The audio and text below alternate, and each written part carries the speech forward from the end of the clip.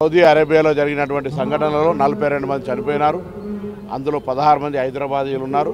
వారి మృతి అంశం తెలవగానే ముఖ్యమంత్రి గారు అజరుద్దీన్ గారు నేను సంబంధిత సంఘటన మీద విచారణ దానికి సంబంధించినటువంటి చర్యల పట్ల వెంటనే ఆదేశాలు ఇవ్వడం జరిగింది.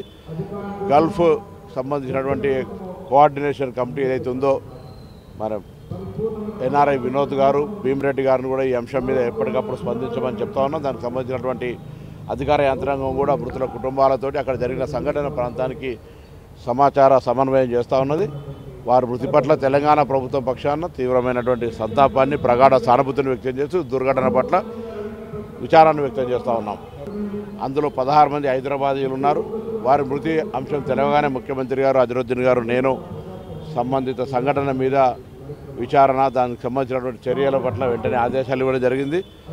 గల్ఫ్ సంబంధించినటువంటి కోఆర్డినేషన్ కమిటీ ఏదైతే ఉందో మరి ఎన్ఆర్ఐ వినోద్ గారు భీమిరెడ్డి గారిని కూడా ఈ అంశం మీద ఎప్పటికప్పుడు స్పందించమని చెప్తా ఉన్నాం. దానికి సంబంధించినటువంటి అధికార యంత్రాంగం కూడా మృతుల కుటుంబాలతోటి అక్కడ జరిగిన సంఘటన ప్రాంతానికి సమాచార సమన్వయం చేస్తూ ఉన్నది. వారి మృతి పట్ల తెలంగాణ ప్రభుత్వం పక్షాన తీవ్రమైనటువంటి సంతాపాన్ని ప్రగాఢ సానుభూతిని వ్యక్తం చేస్తూ దుర్ఘటన పట్ల విచారాన్ని వ్యక్తం చేస్తూ ఉన్నాం. అసలైన తొలి వెలుగు. ఫాలో వాట్సాప్ @తొలి వెలుగు official.